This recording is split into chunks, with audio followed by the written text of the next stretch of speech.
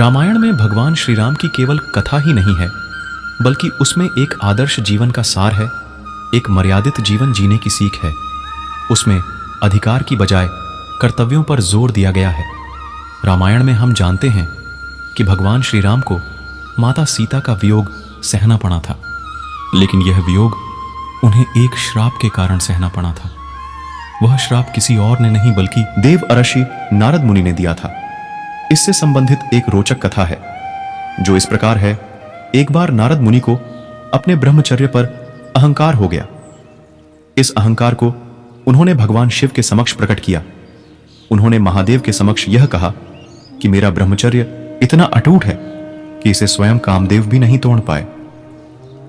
इस पर भगवान शिव ने उनकी प्रशंसा की, परंतु उन्हें इस बात को लेकर भी चेताया कि इस बात को आप अभिमान में आकर भगवान विष्णु जी के सामने न कहें।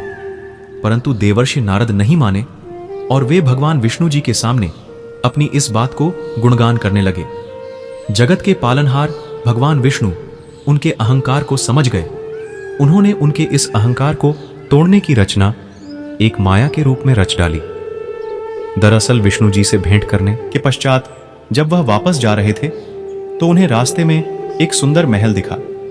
उस महल में विश्व मोहिनी नाम की राजकुमारी के स्वयंवर की तैयारी चल रही थी। जब नारद मुनि ने राजकुमारी के रूप को देखा तो वह उस पर मोहित हो गए। वे इस स्वयंवर में हिस्सा लेने के लिए एक अच्छा और सुंदर रूप चाहते थे। इसके लिए वे भगवान विष्णु जी के पास चले गए और उन्होंने भगवान विष्णु जी से आग्रह करते हुए कहा कि हे प्रभु, मुझे हरि का रूप दे दीजिए। इस पर भगवान विष्णु जी ने कहा कि हे नारद, मैं आपको हरि का रूप तो दे दूं, लेकिन कहीं ऐसा ना हो कि तुम उस रूप को लेकर पछताओ। दरअसल नारद जी नहीं जानते थे कि हरि का एक रूप वानर का भी है। अब उन्होंने वही रूप नारद को दे दिया, लेकिन इस बात से अनभिज्ञ नारद राजकुमारी विश्व मोहिनी के स्वयंवर में हिस्सा लेने पहुंच गए। जब राजकुमारी वरमाला लेकर सभा में उपस्थित हुई तो नारद के बंदर वाले मुख को देखकर बेहद हंसने लगी। उनके रूप का सभा में उपहास उड़ रहा था। नारद मुनि ने सोचा कि ऐसा क्या हुआ जो लोग मुझे देखकर हंस रहे हैं और राजकुमारी मुझे वरमाला नहीं पहना रही है। तभी उस सभा में स्वयं विष्णु जी पधारे और राजकुमारी ने उन्हें अपना वर चुन लिया। यह देखकर नारद मुनि को आश्चर्य हुआ।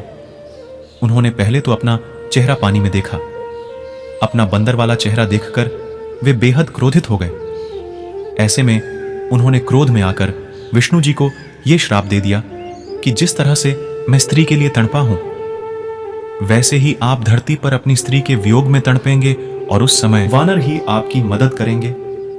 जब भगवान विष्णु की माया का प्रभाव खत्म हुआ तो देवर्षि नारद को अपनी गलती का एहसास हो गया। उन्होंने तुरंत ही भगवान विष्णु जी से क्षमा मांगी। जब भगवान विष्णु ने धरती पर प्रभु श्री राम के रूप में जन्म लिया तो उन्हें इसी श्राप के कारण माता सीता का वियोग सहना पड़ा था।